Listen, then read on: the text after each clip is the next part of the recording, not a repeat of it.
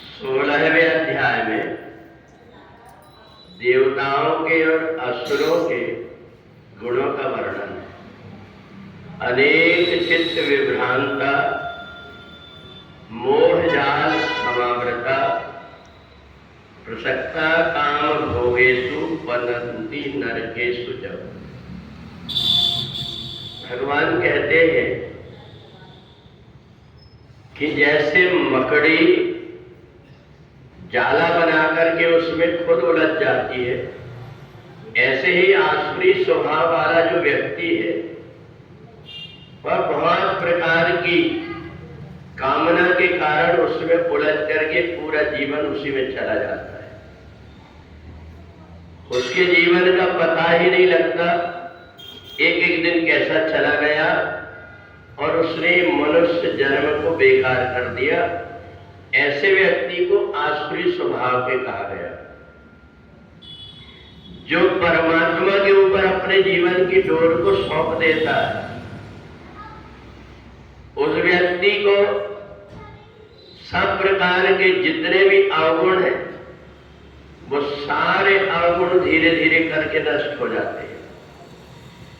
और जिस व्यक्ति ने संसार को समर्पित किया, उस व्यक्ति के अंदर अनेक प्रकार के अवगुण आ जाते हैं। इदमद्य मया लब्धम इमं प्राप्स्ये मनोरथम। हर बार उसको लगता है कि मेरे को इतना और मिल गया फिर मैं सुखी हो जाऊंगा, पर उसको पता नहीं है इस संसार में इच्छाओं की मृत तृष्णा कभी समाप्त नहीं होती।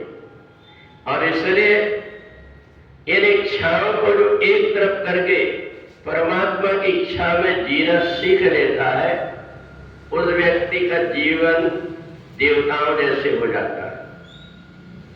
और इसलिए हम बहुत सारी चीजों में उलझ जाते हैं। अगर संसार की वस्तुओं को महत्व देते हैं तो संसार हमें उलझा लेता है, और यदि हम परमात्मा को महत्व देते हैं तो सारी गुत्थी अपने आप सुलझ जाती है। बहुत से व्यक्ति को ये लगता है कि गणेश जी बैठे हुए हैं, ग्रहण लग रहा है, और वो परेशान होते हैं।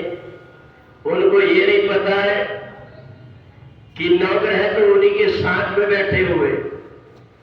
गणेश जी को काय का ग्रहण लग रहा है?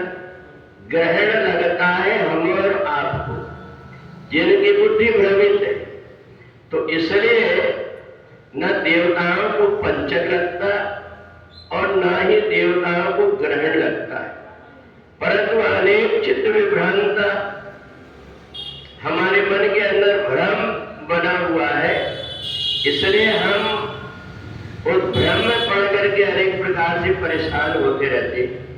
और इसलिए देवताओं के और असुरों का जो स्वभाव है, इसी से समझ में आता है कि कौन व्यक्ति परमात्मा से जुड़ा हुआ है, जो परमात्मा की तरफ देख करके कार्य करता है, और कौन व्यक्ति संसार की तरफ जुड़ा हुआ है, जो संसार में आकर के भटक रहा है।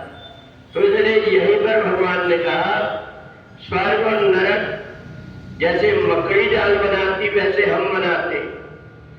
अगर हम ये मान लेते हैं ये काम अच्छा है, ये काम बुरा है, इसमें अगर हम उलझ गए तो हम जानबूझ करके पाप और पुण्य को अपने खाते में जोड़ करके रख लेते हैं। परंतु जब व्यक्ति अपने आप को परमात्मा का सेवक मान लेता है और वो ये सोचने लगता है कि जो कुछ भी कर्म करने और कराने वाला है वो परमात्मा ही है, तो ऐसा मान करके जो परमात्मा के चरणों से लगा रहता है उसकी बुद्धि भी पवित्र हो जाती है, बहुत सारे भ्रम में भटकता नहीं, और ना तो उसको कोई स्वर्ग है ना तो कोई नरक है। परंतु कर्ता हमें मनते, मैंने ये कर्म किया है, ऐसे अभिमान व्यक्ति पाल लेता है तो फिर उसका फल उसको भुगतना पड़ता है, अच्छे रूप में हो चाहे बुरे रूप में हो।